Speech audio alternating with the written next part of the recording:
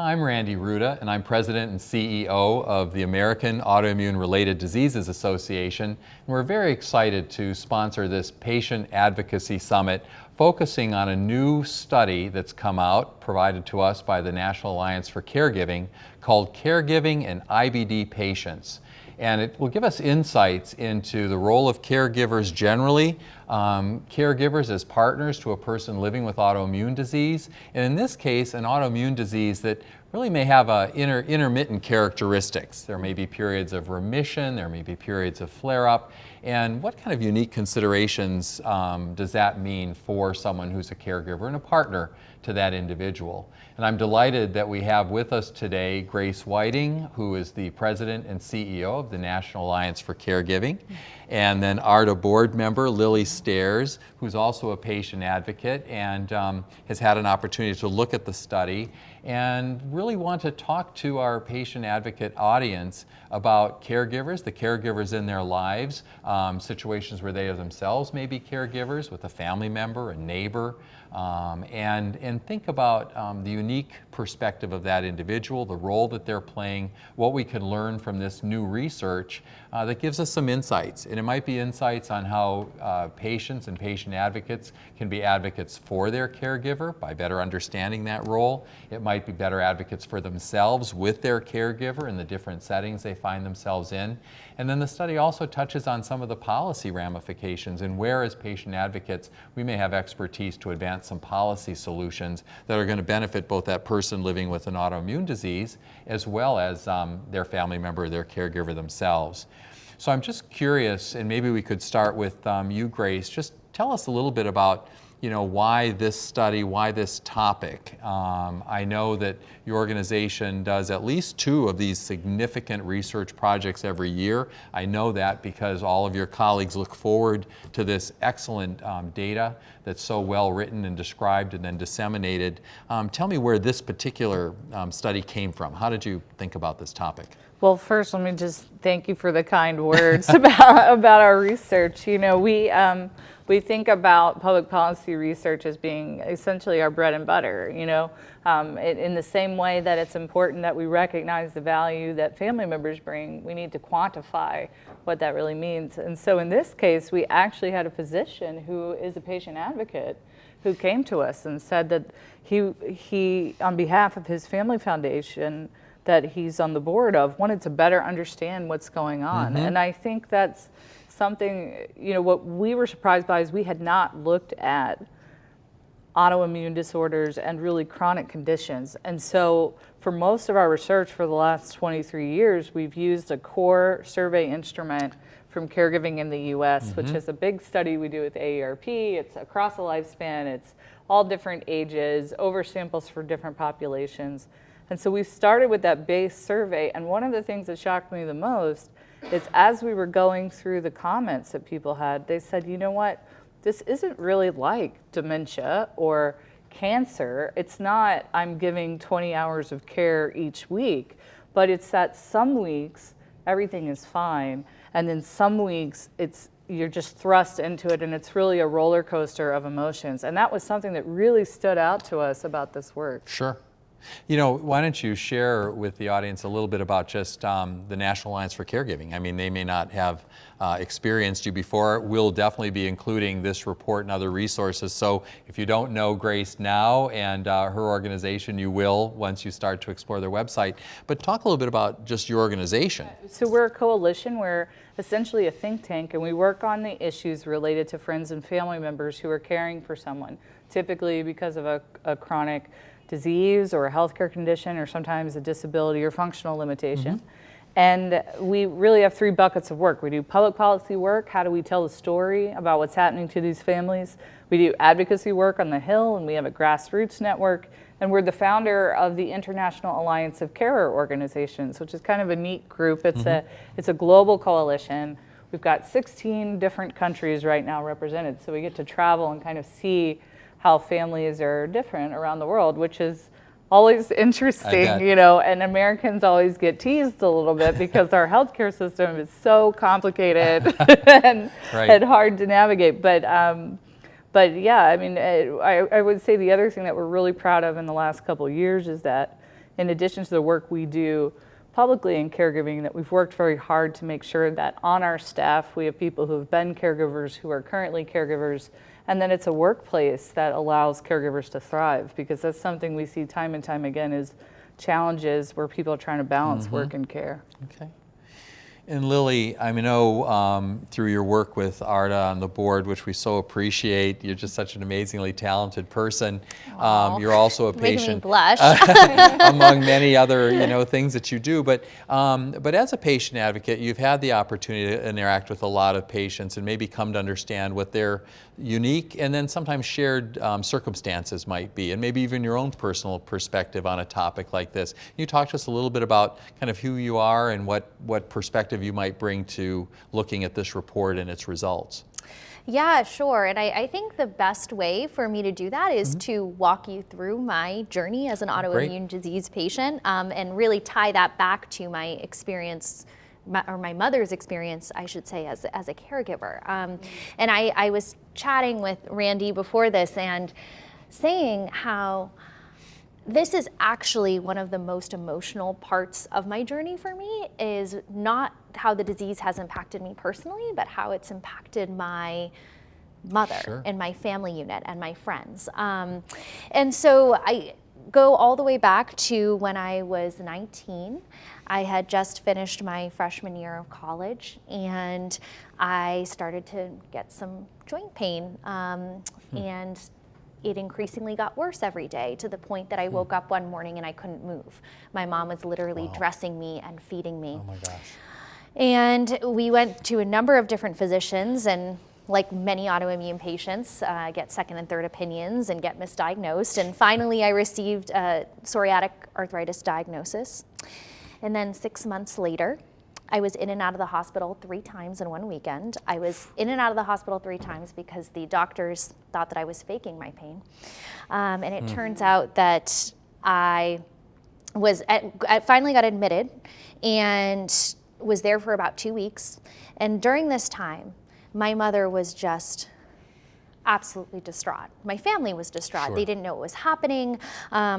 She kind of constantly had to be trying to flag down nurses and doctors and really look out for me and protect me. And she even, they gave her this gross cot to sleep on the floor next to me for a week. I had to force her basically after the first week. I was, Mom, please go home and get rest. Please don't stay here. And that's hard for you as a patient, because it is a little scary to be in the hospital by yourself, but I wanted her to go home and get rest. And I felt so guilty about that.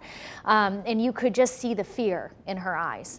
And so, then after that, after I finally, so I can't remember if I said this, but I was diagnosed with Crohn's disease, finally, after, a few weeks, and I went home, and I was a full-time job. And I was very fortunate that my mother at the time was a stay-at-home mom and was able to dedicate her every waking moment to me, because during the time that I was not in remission, I couldn't even really stand up without feeling like I was going to faint. Wow. My dietary needs were so strict, and she didn't have a whole lot of direction on how she could help me. And I know this was something that was in the report.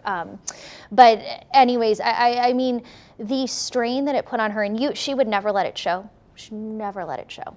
But it made me, as the patient, feel guilty. And so I think that it's an interesting dynamic that you have, because the caregiver often feels guilty for everything the patient's going through, but the patient feels guilty for everything that the caregiver is doing for the patient. So anyways, I have to say, reading through the report, it resonated so strongly on so many levels. And I'm excited to dig more into it, but I just wanted to give a high level of my personal experience. Well, I think that's really helpful to hear you say that, because I think that would be anyone's kind of reflecting, certainly someone with any kind of chronic condition, any kind of even serious medical illness that might be short-term in scope, but it really is not, that's something you're experiencing not in isolation.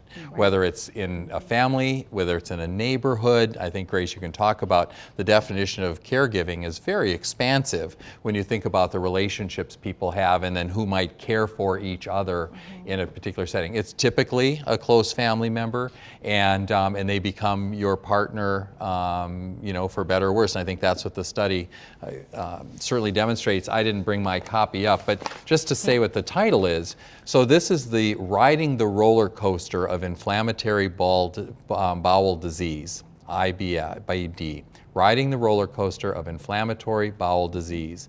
And it's a national study of caregivers of individuals with Crohn's disease and ulcerative colitis. And now, Crohn's and Colitis Foundation were partners in this process, as well as Improve Care Now.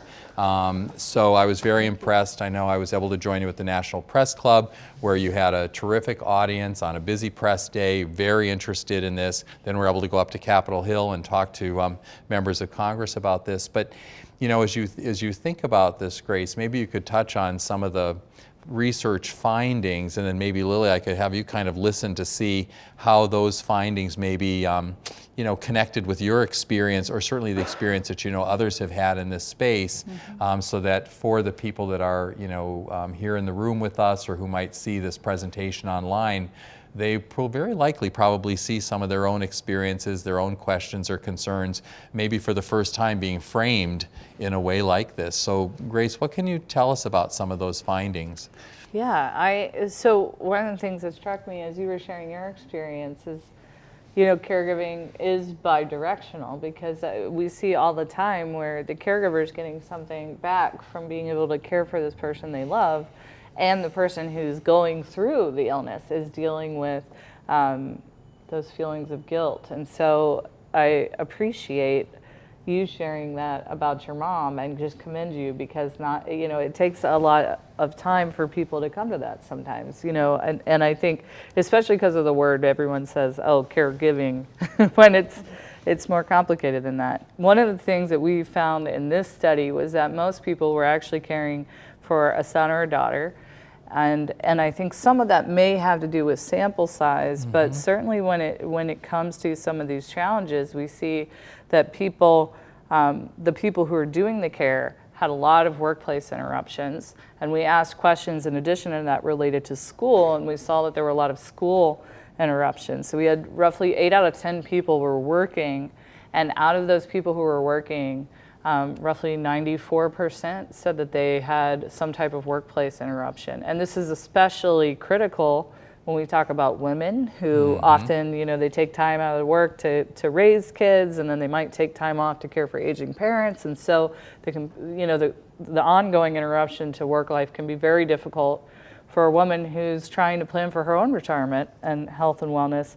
And also for younger people who, they don't have the seniority in the workforce that they can ask for time off, or they can ask for flexibility that you can as your career advances.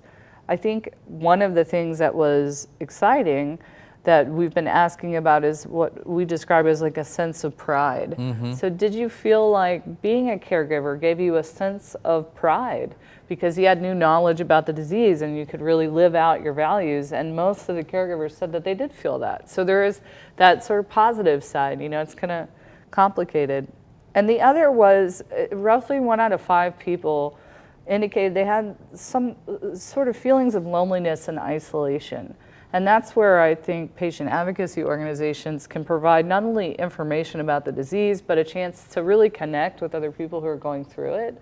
Because to some degree, sometimes people are caring so much, they don't want to ask for help because they feel guilty asking for help.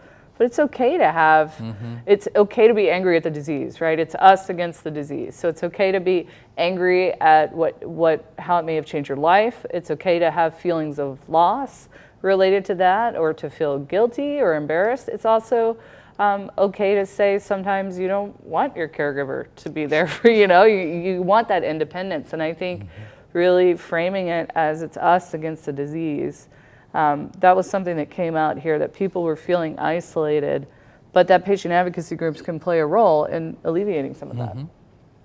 And do you feel, I think that's a really good point, and maybe some of these things are generational. Sometimes it's just a matter of, who expects something like this to come into their lives sometimes, and when it does, you don't necessarily have the vocabulary, the mental mindset to even think about, oh, I'm in this role now, it's okay for me to reach out for help, even to think that there might be a patient advocacy group that might have a caregiver peer group that they could connect with.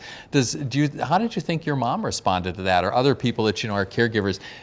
How did she even think about this? Or was it just because she was there for her daughter that was her sole That was concern? it. She was just there for me. And the heartbreaking thing that she would always say was, I wish I could take this away from you and give it to myself. I mean, so she put a lot of burden on herself too, you know, and guilt on herself. And I don't think she had the resources. You know, she did a lot of like Googling on her own and trying to call people. I think that, you know, as we know, our health system is very complicated, as you said, and physicians and nurses have such limited amounts of time to offer those resources. They're not often sharing that. And I think that if they do share resources, they're sharing resources for the patients. I mean, the caregiver is a total afterthought. And I think that what I really loved about the report is that in some of your key findings and recommendations, not that I want to spoiler alert the recommendations here, but I loved that it was essentially, if we could get some of these recommendations in place, and I'll leave it to you to talk through some of those recommendations, but we would be giving the caregivers permission to actually and say, it's okay for you to take time to talk to somebody else who can help you and help you work through this. Because right now I could just picture during that time that my mom was my caregiver that she would say, no, I'm not stepping away to go take care of myself. I can't do that right now. Exactly. But if we have some of these systems in place and outlets for them and say, no, you need to do this. This is okay. You have permission to do this. Well, and it actually, I think, makes people a better provider of care. I mean, time and time again, because you know, the way we feel impacts our physical health as well. So, you know, you hear people say, you know, like on the airplane, you know, you put your mask on before you put on the mask of someone next to you, and the caregiver would be the person putting everyone else's mask on until, you know, they fall over, they give up. And it's, and I think it's also that change in role. I mean, you know, it comes back to this word caregiver. A lot of people won't use that word because they are a mom or a sister or a partner, and they're doing what anybody else would do.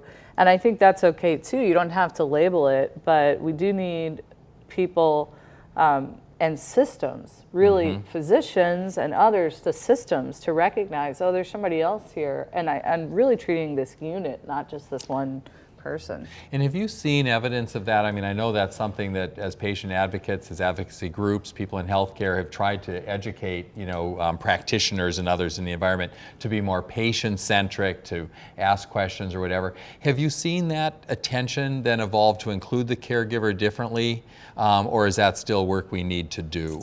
Because I mean, you have to kind of balance it, because obviously the patient is the person that you're, you know, connecting to and trying to respond to, but do they understand that that caregiver is a partner, and do they have the training and the language to kind of manage that?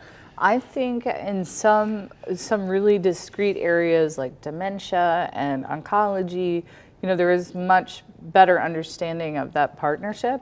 But for especially diseases that impact adults, you know, I always think of, I had gone to urgent care. I'm actually fine, but I always think I'm dying of something. So here I am.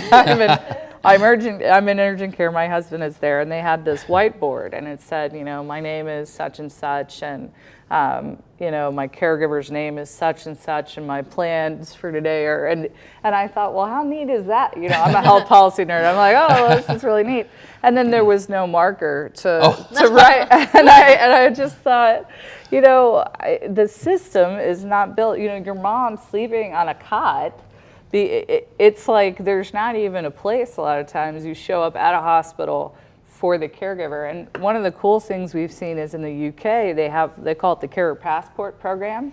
So the caregiver comes into the hospital and they're given essentially sort of like a little badge or a passport so that people who are in that system recognize that they're there and what their contribution is, and they know to not only acknowledge it, but also, okay, this is a person who's interacting with the patient. Good. Yeah. And, you know, I think something that is unique specifically that makes it more of a challenge, and you noted this in your report, Grace, is that autoimmune diseases are still largely misunderstood by the population. We've come a long way. We have a much better understanding. But people just don't have the same empathy when you say you have Crohn's disease versus when you say you have cancer. And I would argue the burden is equal for many patients and caregivers who are going through this process, right?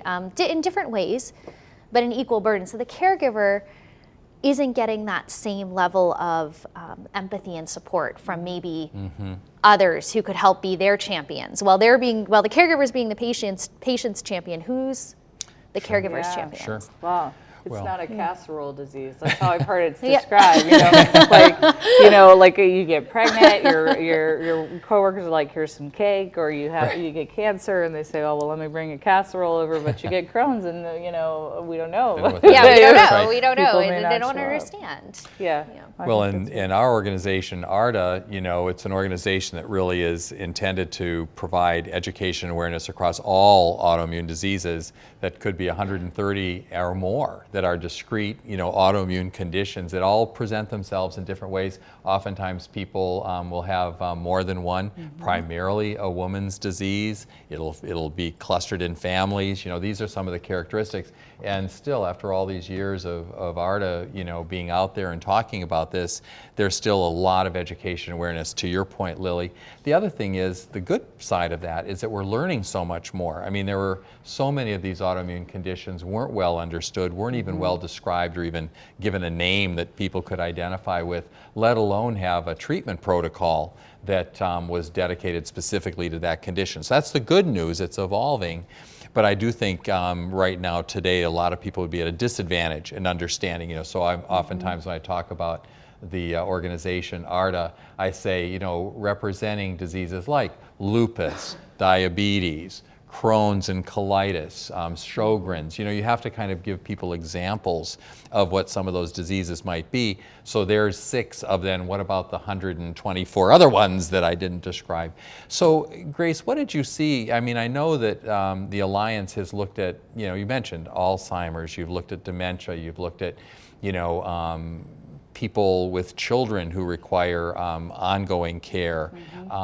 So what did you see that might have been a little bit different just for autoimmune generally? So maybe there's some of the things that Lily pointed out. And then this autoimmune disease that may present itself differently from one week to the next. Did that add stress? Did it maybe amplify or complicate some of these observations that you might have seen generally? Well, I think part of it, what was encouraging to me is that people did not report. We did ask about stigma, and people did not feel stigmatized, and I think that was encouraging, and I think speaks to the work that's been done to really demystify some of these conditions. But that said, I think that cycle of having flare where you have an intense period of time and then stepping back was really hard for a lot of people. And another thing that sort of came up that we see in other areas, but I think it's particularly noteworthy here, is time and time again when we do research, when we field through patient advocacy groups, we get primarily women who respond, even when men are doing activities of care. And I think of this as sort of like the X-Men problem, because I watched too many movies, and I was watching Logan, which is a movie about Wolverine, and he's caring for Professor X, and Professor X has a neurological condition, and so I was watching this. So Hugh Jackman's character, Logan, Wolverine, is picking up Professor X and moving him to a bed, and I'm sitting there thinking like, oh my gosh, this is a caregiving movie. And like, Wolverine is never gonna say, I'm a caregiver. Right. And I think one of the things you see like in the call-outs and the qualitative feedback was that a lot of men, and even like men caring for men, sometimes felt stressed out or ill-equipped. And we know from other research that a lot of times, and this is going to sound like a stereotype, but of course everybody's different, but in many ways the way that a man as a caregiver will attack caregiving is to try to understand the disease, try to fix the problem. And a lot of women tend to, and we've seen this in breast cancer, we've seen this in other conditions, to say, I want a chance to grieve and talk out loud. And that creates conflict. So I think in many ways we have caregiving resources, but they're really kind of set up for women. And That's so interesting. men don't always have a place where they can talk. And one of my colleagues runs a breast cancer group, and he was saying we don't call them support groups, we call them meetings. And he's gotten a lot of men Sure. come out. Yeah. Sure. Well, and that is true for autoimmune disease, as I mentioned earlier, affecting primarily women, and it might be, an average of 75% or more, but some diseases, it might be 90% are women that are affected. And women may be more affected, but have a typical lifespan, so it's a chronic condition they're managing over the course of their life. In some instances, men will experience those diseases more significantly and might require a different kind of care. But in many cases, so I really appreciate that for the autoimmune community, this idea that men may think about themselves as caregivers or think about themselves differently when they're caregivers and need supports that are slightly characterized, if nothing else, slightly differently, and maybe different supports altogether, is very germane to this particular, if you're talking about spouses or something like that, very, very germane. Or like we had some fathers caring for children. I think the other one was insurance issues. That was something that didn't come out in the quantitative part, but in the qualitative part, it was just, it's so hard to navigate it, and then having to argue. I mean, this is where my frustration comes in. It's normal to feel sad or upset or angry if you have a condition that's really changing their life in a negative way, and it's normal for your family to feel that way. But why do we also have to argue with the insurance company? Gosh, well, when I read that piece of the report, there was somebody who mentioned, I believe it was a mother who was saying, when I call the insurance company, I have to go through all these approvals because my son or daughter is 18, plus. And so getting those approvals for the parent to actually have the conversation is a nightmare. And, here I am, at 19 when I'm diagnosed, I can barely talk. And now my mom can't get in touch with the insurance company to do what she needs to do. She needs to involve me. It's just more steps, more barriers. Yes. More stress. Well, and I think a lot of times providers don't understand HIPAA and this is one of the things I think that's challenging about the pathways is that, under some insurance companies, the caregiver is the person who has power of attorney. Well, I mean, you're not going to always have power of attorney if you're able to speak for yourself. So, you don't have that in place, and then it creates this gray area. And I think a lot of health systems and payers are kind of like, whoa, we don't want the lawyers to call us. And so instead of really bringing people into shared decision making, they kind of say, I can't talk to you, and that's a huge challenge because I don't think we're asking for all the decision making power, but I think to be at the table to understand what is it we're doing, what's happening, what do I have to do when we go home? That's a huge issue. It's a big issue. So Grace, when you think about the people that we're reaching out to with this information, these are going to be individuals with autoimmune disease themselves, some family members or other caregivers as well. We think about the advocacy component. So there seems to me there have to be a self-advocacy component, an advocating on behalf of their caregiver, as well as an advocating in the system at large. And it might be within the healthcare setting, it might be at the pharmacy counter, or it might be with legislators and others who are called on to look at the system part of this and the policies that surround it, or insurance companies in terms of practices. So what kind of insights might we glean from the findings that kind of speak to that patient advocate as a self-advocate, advocate for and with their caregiver, and an advocate within these systems to try to make things better? I think one thing that came out was the need for more information, and not just information for the caregiver, but for the provider. So education that helps physicians understand IBD and the challenges facing the IBD community. I think the other one sort of comes back to the insurance and the payment issues, which there's a lot of regulatory work being done, and how do we actually access care?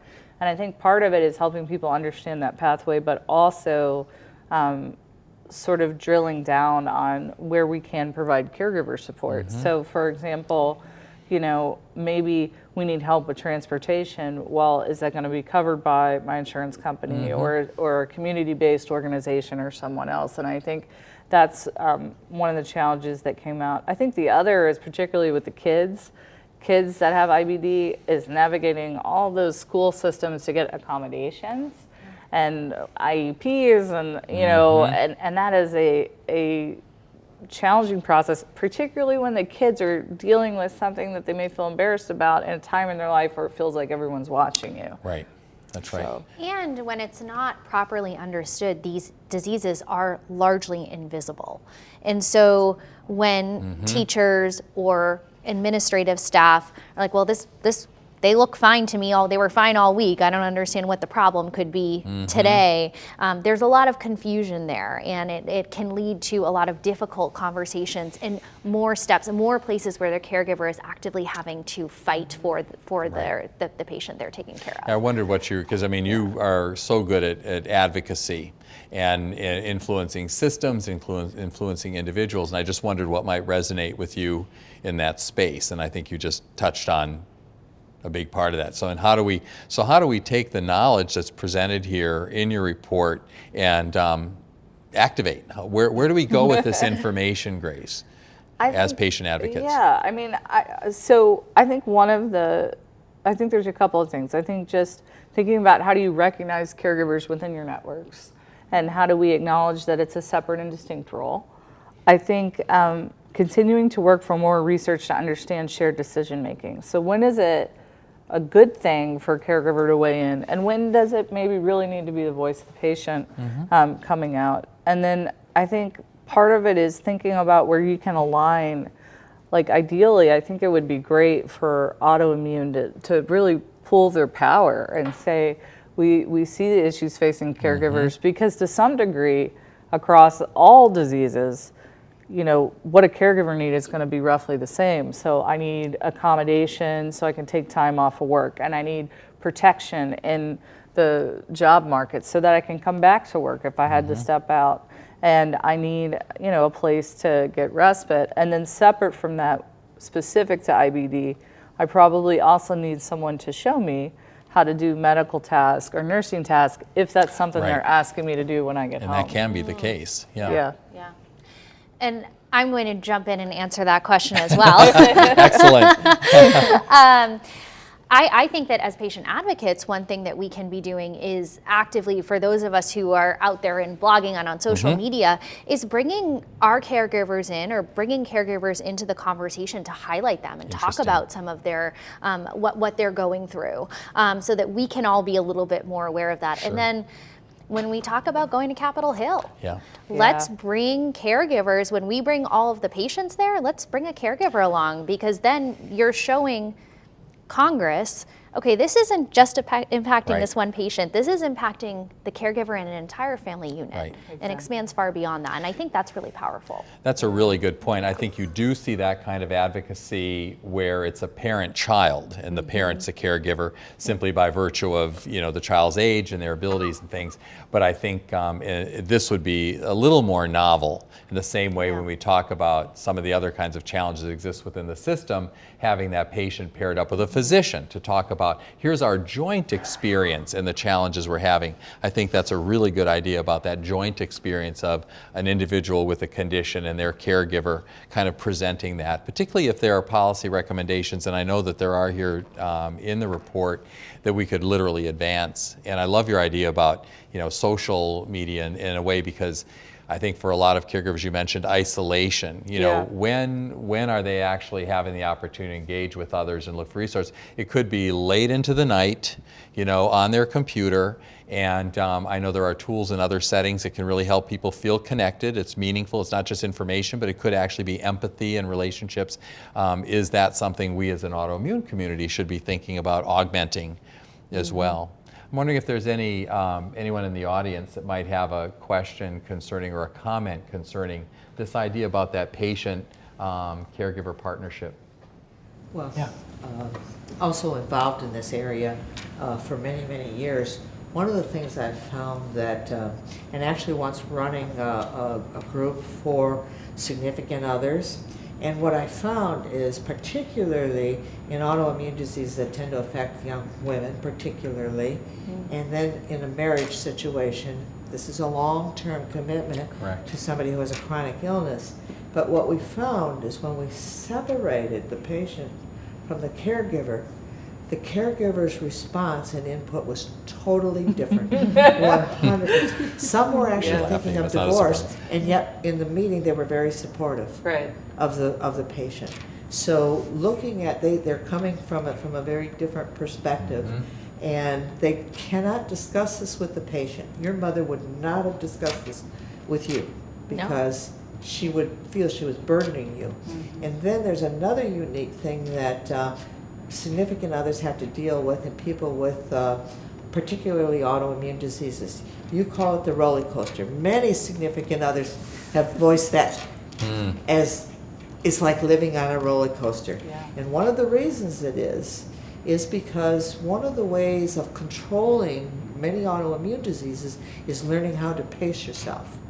And so the significant other can see when you're feeling good and you want to catch up with everything that you couldn't do while you were on the couch. I used to say the couch days. They see it coming. They know that in 2 days you're going to be back on the couch, and their life's going to be interrupted again. But they almost anticipate this because they see that pattern of up and down, and that sometimes brings about resentment because they can't talk you out of it. Wow. Because you're trying to catch up. And so one of the things that AARDA has tried to bring out to patients is learning how to pace yourself so that you accomplish as much at the end of the week, but you're on the couch less, and you're easier to live with, and you're having more fun. And it's, we just had a comment on our Facebook about that, somebody saying, how do you handle this? Sure. And it's you have to talk to the significant others. We would call them significant others. That could be anybody taking care of the patient. But they have a different perspective that they will not share with the patient and will not share in front of the patient. So it's something you have to think about. That is interesting. Is that you're Well, nodding yeah, and smiling? So this is. I mean, we did. We called it. It was sort of a focus group, a facilitated discussion, but it was rare disease. And in that situation, you're dealing with sometimes conditions that are terminal. And some of the parents said, "I don't even want to tell my child or my spouse that someone in the community has passed away because I don't want them to lose hope." And I think. But I think sometimes we forget that the person who's living with the condition is often much more resilient than we want to give them credit for. So the caregiver's there like trying to protect them. But some of that is actually the caregiver trying to protect themselves because they're grieving and they haven't taken time to really acknowledge the grief. So I think that's absolutely right, that it's like, and I think it's fascinating because I could see people saying, that was something we asked about, like, did you have a sense of loss for, you know, essentially what happened with this disease? And a lot of people said yes, and so I can see people wanting to say, okay, we got to catch up on, you know, we didn't get to do prom, so now we're going to do 10 proms, or, you know. And I could, you know, it's certainly, we all have people in our family like that. And I think finding like little victories and wins for the family is really important. Things you can do together, milestones you can celebrate together to kind of balance that out. You're nodding and smiling. Yes, that no, sounds, I agree. I know you're waiting for me to jump in. No, you don't. I just keep jumping you don't in on need every to, but I could question. just see it on your face. But I mean, it's complex, you know. But go ahead and comment if you've. No, I mean, I think to Virginia's point, I think that's really interesting. The whole component of I think the spouse dynamic is actually very different from the parent-child dynamic. And I know that primarily we were looking at, you know, a mother to child or a father to child in this survey, but I do believe it. And that's something, you know, I, as a young female who is not married, think about, you know, that is something that my spouse would have to potentially manage. I've been in medically controlled remission for 6 years, yay, but that may not be forever. And so, you know, again, that's something that the patient's thinking about, but is there a way too to actively prepare somebody to be a caregiver, right? That they might, in the down the line, they might have to are there ways that you prepare? That could be another component to consider. Well, and I think most people, something we've been talking about in our office is, you know, although caregiving from a policy standpoint, we kind of pull it out of the healthcare system, like almost everybody in the world has taken care of somebody else at one time or another, or received care from somebody else. So I think there's also that sense of normalizing it and saying life happens, you know, people get injuries or illnesses or sometimes lose the function that they had when they were younger, and that's okay. Like it doesn't, you know, it doesn't have to be the end of the world, and I think we can find ways to manage it together as a family. Yeah. Well, and so often in this space, you know, many people with an autoimmune disease will have another autoimmune disease or several. And so you've got that multiple chronic condition and how those things interact with each other. And then people with chronic conditions can have an acute illness. They can get the flu, they can have other kinds of things happen to them, which would be, you know, so how does that add to the caregiver burden, if you will, or just the dynamic that people are going to have to get by? And I think those are all very real. Any comments here? Any other questions? One Yes? because it's important. I remember being at a particular session once when a psychologist explained this. We all come to view illness in a different way, mainly from our childhood. So if you come from a family that buck up and put up with it, and you marry somebody that comes from a family of, let me take care of you. You could be in bed for 3 days, here's your soup, and here's the, that's a clash. So learning where that person is coming Their from framework. in their upbringing and how they look at illnesses is very important to the discussion that you might have with a future spouse or, and even for the family to understand, because if you're the patient and your spouse came from the buck up and put up with it because plow on through, you have to understand that's where they're coming from. They're not being mean to you. They're not just disking you. Yeah. That's where they're coming from, and you've got to kind of bring them to the middle of the bridge. And you may have to give some on that end yourself. That I always think that it's very important for that patient to give back. In some way, they have to give back to the caregiver.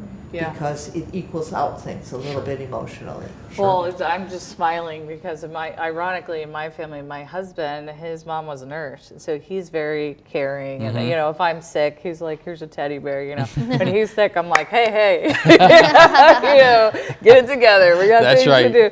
Because our family is very much like that. But I think one of the things that strikes you again and again, and this was one of the things I loved that came out in here, was that people had these, you know, not only the 50% of people that felt that they had pride from doing this work, but that, you know, they feel like it brings them closer to people. And there is that give and take. And I keep coming back to this is essentially an unpaid job, and people wouldn't do it if there was no positive. Right. Even when you're caring for someone, because we see this sometimes people care for their ex-spouses or their ex-partners, or sometimes people care for parents who maybe they had a rocky relationship with, but there's still an element there of being able to say to yourself, if no one else, I am honoring this person, I am fulfilling my values, I am contributing, making the world a better place. If it wasn't for me, no one else would be doing this. And I think that those positive emotions, they're really at the heart of it. I believe it. Well, so what would be, you know, as we go to wrap up, and I'll have another question for you about resources, but what would your call to action be? People who are living with an autoimmune disease themselves, I know they'll come online, they're going to look at your report. I think the Crohn's and Colitis Foundation, which were partners in putting this together, probably have interpreted it from their perspective, maybe have some resources. But what would your call to action be for people with a chronic condition, with particularly an intermittent chronic condition? What would your call to action be as in the advocacy space, whether it's for them or whether it's for their caregiver or whether it's part of a engagement with the system itself, be it policy or practice? Yeah, I mean, I think the first thing is really like understanding the disease or the condition. To your point about it being a hidden disease. So really taking time to understand, well, what is this disease? Because one of the things is a lot of people, I think it was a little over 30% of people were using social media. Well, I love social media. I watch way too much YouTube. There's also a lot of crazy stuff about, True. You know, you eat blueberries and you can cure Parkinson's, and it's like, I don't know about that. And so I think there's a need to make sure you're getting information from CDC or from patient advocacy groups or your physicians so that you really understand the disease. And that's one thing that's sort of easy that you can do even if you're not the primary caregiver. Maybe you're the friend of the friend. I think helping people understand how to navigate finances. So a lot of times we see people will, you know, the primary person, maybe mom stays at home and she's not thinking about Social Security, or she's not thinking about all these other things, but there's another person who also cares about mom and wants to help out. So that person can do things like navigate insurance long distance, or navigate different billing things. So you can kind of split up the work. And from a policy standpoint, I would say, I think step one is just getting engaged. I mean, one of the things that was exciting about Crohn's and colitis, some of the advocates that came up, is that they did go to the Hill and tell their stories, and they raised visibility on the issue, and they identify, we're in sort of a wacky legislative world right now, but identifying like, hey, here's some really simple things we can do now that'll make a big impact. And then I think our physician partners, Improve Care Now and others, helping physicians understand. And it was so moving to me that when we did our press briefing, the first caregiver was a physician himself. And he was saying, I never thought about it until I was essentially like in the other seat, and I'm caring for someone. And, you know, I get it. I mean, physicians are, you know, I got to solve this thing in front of me, and they've got to have some emotional distance. But just reminding them, like, you know, this is why we're here, and this is what matters to us as people and families. Sure. And Leila, how does that resonate with you? I mean, from a patient advocate perspective, and now having this information, what would you kind of call on in terms of our colleagues out there to think about, do differently? I mean, I echo everything Grace said, and I add, first of all, this report is truly phenomenal, and I really do recommend, even if you don't have Crohn's or colitis, I think it's very applicable to all autoimmune diseases. As somebody living with multiple, I saw all my diseases in this. And then again, and as I said, for patient advocates who are out there, those who are actively advocating individuals, to get out there and tell the caregiver story. And then third, and this is really a call to action for us at AARDA and some of our patient partners, is how can we activate caregivers to be advocates, and what resources can we provide them, and those go-getter caregivers, like we have the patient advocates who want to tell their story and who want to help get some of these policies into place, and how can we be a resource for them? That's great. I think those are really good perspectives. And I know, you know, accompanying this information will be on the website, which is aarda.org. You'll have links to the report, links to the Alliance, CCF, which is the Crohn's and Colitis Foundation, and other resources for you to leverage to be better self-advocates, better advocates. And Grace, in the past, I know when we've talked about just the work that your organization is doing, just, if not in your mind, in the conversation you're having, insert the word caregiver. You know, one of the things we've found in a lot of health-oriented policy work, particularly as it's looking to drive, you know, outcomes and results and really move the needle on the quality of life that people have, caregivers are oftentimes being thought about as an active part of that conversation and solution, but it's not articulated in a policy. There isn't a reimbursement or a consideration necessarily attached to it. And it just seems to me like that's part of a broader issue, because in most cases we're not going it alone. And that caregiver, whoever they might be, is at our side. And then on the other side might be the healthcare practitioners and others. We've got to think of it almost as, in the same way it might take a village. Well, it does take a mini village to kind of get through life. And that perspective could be really helpful, as reflected in the report. Yeah, absolutely. And, you know, that's something, as we've been thinking about work with the FDA and work on shared decision making. You're right. I hear so many people, they say, when I say patient, I mean caregiver. It's like, whoa, these are two different, one's in the bed, one's on the, you know, it's like, so I think calling it out and recognizing that that a caregiver has something complementary to add, really, as a provider of care. Correct. Well, thank you both very, very much. I really appreciate all of you being so attentive to this issue. I just thought that report is phenomenal. I'm always looking to see what next area of research you might be pursuing. Do you want to share that with us now, or is it asking for a sneak peek Well, actually, too soon? November is National Family Caregivers Month, and we have it's a secondary analysis of our big study on sandwich caregivers, or as someone had said to me once, I feel like a panini, because it's like you're caring for kids, and you're caring for aging parents, or you're caring for multiple people with disabilities. And so that's sort of the next thing we're taking a look at.